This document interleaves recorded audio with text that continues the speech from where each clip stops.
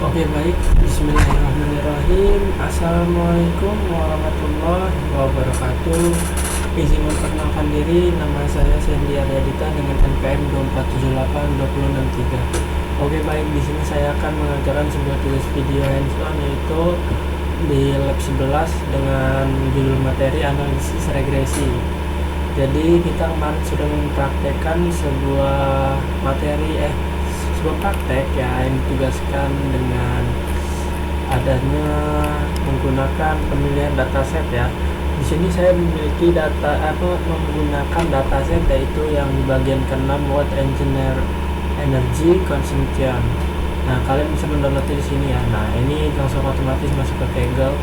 Nah, lalu kalian klik di sini download. Nah, setelah itu tugas kita itu disuruh melakukan tahap analisis regresi. Nah, ini yang di bagian tahap kedua. Lalu yang A, dalamnya itu lakukan identifikasi variabel yang akan digunakan dalam analisis regresi. Lalu pilih satu variabel independen Y sebagai variabel yang akan diprediksi. Lalu pilih 4 variabel independen X1, X2, X3, dan X4 sebagai variabel yang diduga berpengaruh terhadap variabel dependen. Dependen itu berarti kayak masih barengan ya. Kalau independen kan dia biasanya sendiri gitu ya. Lalu contoh data di sini adalah alert prediction dataset yang pertama ini ya. Nah, berhubung di sini saya menggunakan Watt Engineering mungkin berbeda ya. Jadi di sini kan dia variabel dependen Y-nya itu magnitudo atau alt level target yang ingin diprediksi, pilih salah satu kayak gitu kan. Lalu variabel dependennya X dipilih 4 variabel atau fitur. Ada deep yang di dalamnya ada kedalaman, gempa, lalu KM, latitude, lalu di sini longitude, lokasi pusat gempa, lalu ada time, waktu kejadian, distance for value lines, seismic wave intensity, lalu DSB. Lalu selanjutnya di sini kita itu disuruh di B ini dituliskan tujuan dari analisis regresi yang akan dilakukan. Contohnya, memprediksi besarnya magnitudo gempa berdasarkan parameter geofisika. Nah, ini kan nyesuaiin lagi ya dengan dataset yang kita miliki seperti itu. Lalu di bagian C ini kita disuruh membuat sebuah model regresi linear berganda. Nanti ini adalah praktek untuk kode collab ya kalau nggak salah ya, di bagian C sama G. Lalu di bagian D lakukan analisis regresi. Lalu yang E lakukan prediksi 5 periode ke depan. Lalu F tampilan dan interpretasikan hasil analisis yang meliputi nilai koefisiensi regresi, nilai korelasi antar fitur, nilai request, uji signifikasi, uji T dan uji F, lalu uji konsumsi klasik, normalitas, multipolineritas, lalu heterokedatisitas dan autokorelasi. Yang G ini buat kesimpulan mengenai pengaruh variabel independen terhadap variabel dependen berdasarkan hasil analisis. Tugasnya itu kita itu ada dua, yaitu bisa membuat laporan akhir tulis tangan logbook ya. Ini sudah selesai. Lalu tahap selanjutnya yang sekarang kita lagi buat ini adalah membuat sebuah video hands-on yang berisi penjelasan penentuan variabel dependen dan independen terhadap interpretasi. Oke. Nah, berhubung di sini kita udah masuk, langsung aja kita collab-nya ya. Nah, ini kan collab-nya kita langsung menggunakan langsung di tahap C ya. Nah, coba kita masuk ke tahap A dulu ya. Jadi untuk di tahap A ini di bagian dataset kita tuh di sini pertama-tama di sini saya menggunakan menentukan sebuah variabel yang akan digunakan dalam model regresi. Karena di sini saya menggunakan dataset yaitu Watt Engineering Consumption, maka saya memiliki variabel yang berhubungan langsung dengan konsumsi energi global. Jadi untuk variabel dependen atau variabel Y, saya menggunakan primary energy consumption. Nah, jadi untuk total konsumsi energi yang ada di dunia dalam setahun dalam satuan terawatt hour itu, jadi lalu ada 4 variabel independen atau X. Nah, di sini saya menggunakan yang di bagian X1, X2, X3, X4 itu yaitu untuk X1 coal consumption, konsumsi energi batubara. Lalu yang X2 itu oil consumption, itu konsumsi minyak. Lalu yang X3 itu di sini gas consumption, lalu konsumsi gas alam ya. Lalu yang X4 renewables consumption, konsumsi energi terbarukan. Nah, jadi untuk keempat dari variabel ini yang saya sebutkan ini itu saya pilih karena mewakili dari sumber energi utama di dunia dan memiliki sebuah potensi pengaruh yang besar terhadap total konsumsi di bagian energinya, seperti itu. Nah, selanjutnya di bagian B. Di bagian B ini kan kita disuruh menuliskan tujuan dari analisis referensi yang akan dilakukan. Contoh memprediksi besaran magnitudo gempa berdasarkan parameter geofisika. Itu kan dia karena geofisika kita beda dataset ya. Nah, jadi untuk tujuan analisis dataset kita ini adalah untuk mengetahui seberapa besar pengaruh dari masing-masing sumber energi tersebut terhadap total konsumsi energi di sebuah dunia, kayak gitu. Nah, selain itu juga untuk tujuan ini lainnya adalah untuk membuat sebuah model regresi linear yang bisa digunakan untuk melakukan prediksi konsumsi energi dunia 5 tahun ke depan, yang nanti kita bahas pada bagian prediksi, yaitu di bagian E. Kan di sini kan ada E nih, lakukan prediksi 5 periode ke depan ya gitu. Nah, sekarang kita masuk ke bagian C. Buatlah model regresi linear berganda. Oke, kita masuk kode ya. Nah, di sini udah kita kasih juga penjelasannya di bagian step C, membuat model regresi linear berganda. Di sini yang menggunakan import library yang dibutuhkan, yaitu import padas dan starter model ini untuk membaca sebuah dataset yang kita miliki yang kita import ya. Lalu pilih kolom yang relevan untuk menampilkan sebuah kolom pada hasil output yang hasil kita running lah. Lalu fokus hanya pada data global world, yaitu country world ya. Tentukan variabel dependent Y dan independent X. Nah, di sini kita pisah dengan Y dan X. Lalu di bagian Y-nya primary energy consumption, lalu di bagian X-nya yaitu coal consumption, oil consumption, gas consumption, dan renewables consumption. Lalu di sini saya menambahkan sebuah konstanta, yaitu menggunakan SMADD konstan.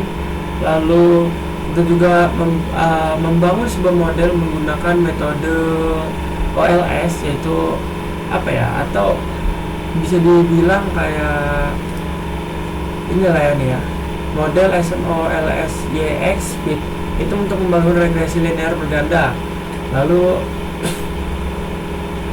ini kita membangun sebuah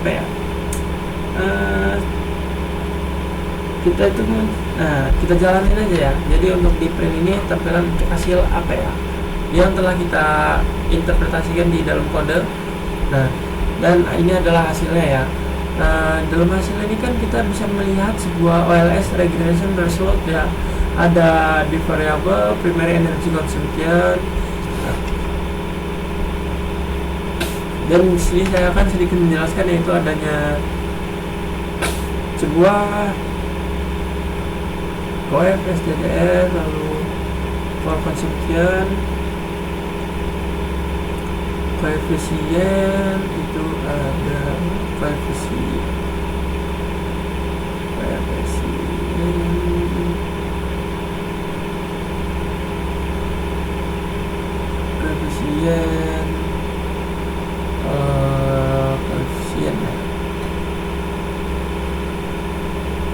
Nah, di sini kan juga ada tabel R request ya. R request, lalu ada lagi consumption, R request. Nah, kalau untuk di bagian R squares ini jadi itu ada kan nilai 1000 ya. Jadi nilai R squares itu lumayan tinggi, dia mendekati 1 ya. Jadi untuk model yang kita dapatkan ini itu sedikit menjelaskan hampir seluruh variasi dari data konsumsi energi yang ada di dunia, gitu. Lalu ada uji T dan F ya. Di sini kita F-nya statistik. Lalu ada T, ini T-nya ya. Lalu F-nya itu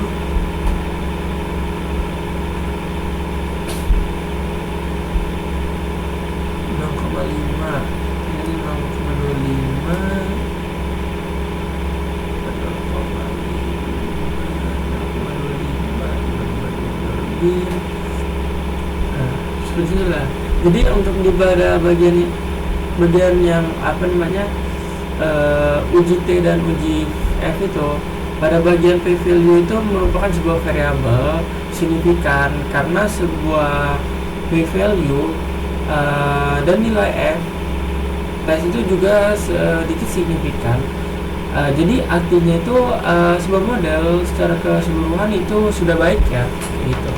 Nah, kita lanjut ke bagian yang kedua, yaitu step ke D itu lakukan analisis regresi. Nah, jadi untuk analisis regresi di sini juga udah kita lihat ya, ada step D analisis regresi, lalu tampilan koefisien regresi, pengaruh masing-masing variabel X terhadap Y. Nah, ini ada hasilnya ya, nilai R, request dan adjust request. Lalu uji X otomatis muncul seru sumari pada step sebelumnya, tapi dilihat dari value masing-masing variabel secara explicit. Lalu menilai signifikasi model secara keseluruhan. Nah, ini adalah hasilnya ya. Jadi untuk pada langkah ini kita tuh menampilkan sebuah koefisien regresi dan nilai R request, P value, lalu tiap variabel dan hasil uji F secara terpisah agar lebih jelas.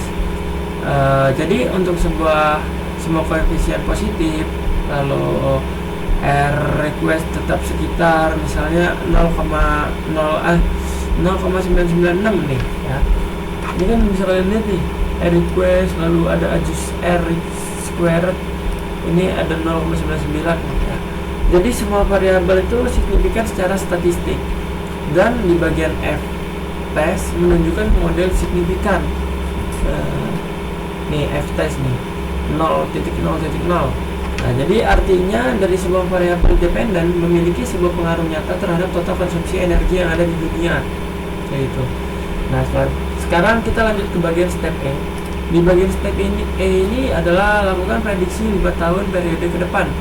Nah, di sini kita prediksi ya, mengambil tahun terakhir dari dataset ya, yang kita ambil dari dataset yang kita miliki, lalu membuat data 5 tahun ke depan. Gunakan rata-rata 5 tahun terakhir dari variabel X sebagai acuan prediksi. Lalu lakukan prediksi menggunakan model yang sudah kita buat, kayak gitu. Lalu tampilkan hasil prediksi. Nah, jadi yang kita tampilkan di sini outputnya hanya tahun terakhir dalam data 2022, lalu periode prediksi 2023, 24, 25, 26, 27. Lalu prediksi konsumsi energi dunianya ada 5 tahun ke depan. Tahun 2023 itu ada sekitar 163.210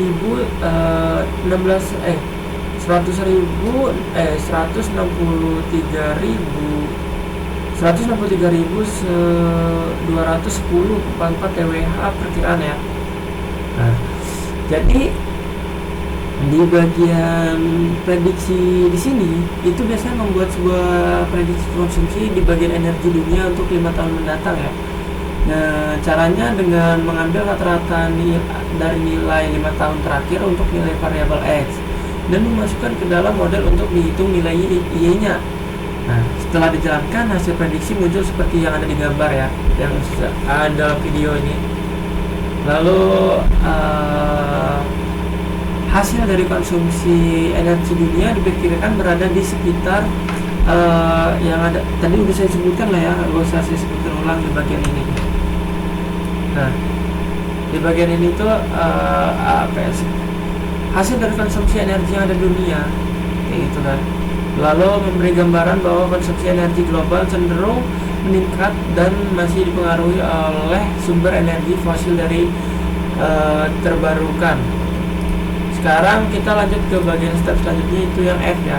Tampilan dan interpretasikan hasil analisis yang meliputi nilai koefisien, lalu regresi, nilai korelasi antar fitur, nilai R square, lalu uji signifikasi, uji T dan uji F, lalu uji asumsi klasik, normalitas, multikolinearitas, lalu heterokedastisitas dan autokorelasi. Lalu membuat kesimpulan mengenai pengaruh variabel independen terhadap variabel dependen berdasarkan hasil analisis.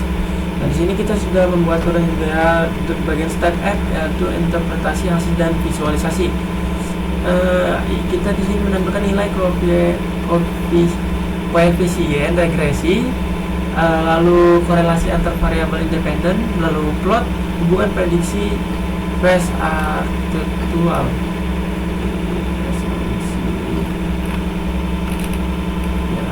Sini ada oke. Jadi untuk di bagian step F ini kita itu menguji untuk memastikan semua modelnya itu benar-benar valid dan melakukan pas uji asumsi klasik itu dengan adanya koefisien regresi, ya, ada lalu ada consumption, oil consumption, lalu gas consumption, renewables consumption, dan data type float 64.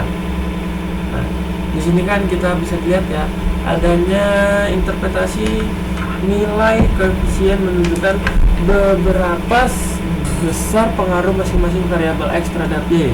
Koefisien positif berarti jika variabel tersebut naik, maka Y juga cenderung naik. Lalu koefisien negatif berarti jika variabel tersebut naik, maka C di bagian Y itu cenderung turun. Nah, kita bisa lihat di sini ya, gambar ini. Nah, selanjutnya ada interpretasi korelasi. Di bagian interpretasi korelasi ini bisa kita lihat pada gambar, yaitu korelasi mendekati 1 atau -1 menunjukkan hubungan kuat antar variabel. Jika nilai korelasi antar X terlalu tinggi, tinggi seperti inilah ya, itu biasanya 0,9, ada potensi multikolinaritas ya, perbandingan nilai aktual dan prediksi. Lalu selanjutnya itu ada interpretasi plot. Ini gambarnya cuma ada dua. Interpretasi plot ya, titik baru mendeteksi garis merah. Titik ya, ada titik merah ini. Titik merah ini artinya prediksi dari model mendekati nilai aktual gitu kan. Jadi kayak semakin dekat sama apa ya, titik biru ini kita sebut aja titik biru ya. Jadi semakin rapat ke garis merah biasanya semakin baik performa model. Jadi semakin rapih bulatan yang ada di garis gitu kan, berarti itu semakin bagus ya performanya, seperti itu. Nah, sekarang kita lanjut ke bagian G, membuat kesimpulan mengenai pengaruh variabel dependen terhadap variabel dependen berdasarkan hasil analisis. Nah, jadi untuk bagian kesimpulan ya, mungkin yang saya pahami sedikit ya, mungkin nggak banyak ya, masih ada salahnya juga mungkin ya. Jadi untuk kesimpulannya, konsumsi dari energi dunia itu dipengaruhi secara signifikan oleh konsumsi batu bara. Misalnya nih kayak ada minyak, gas, dan energi terbarukan gitu. Lalu ada model regresi linear berganda yang saya bangun sangat baik gitu kan, ditandai dengan nilai R squared tinggi dan hasil uji asumsi klasik yang terpenuhi. Nah, selain itu juga kita ini menggunakan model dapat digunakan untuk memprediksi konsumsi energi dunia untuk beberapa periode mendatang. Nah, jadi untuk penjelasannya mungkin singkat sekali ya, tidak panjang gitu kan untuk bagian kesimpulan. Mungkin demikian penjelasan dari saya mengenai tugas praktikum analisis regresi.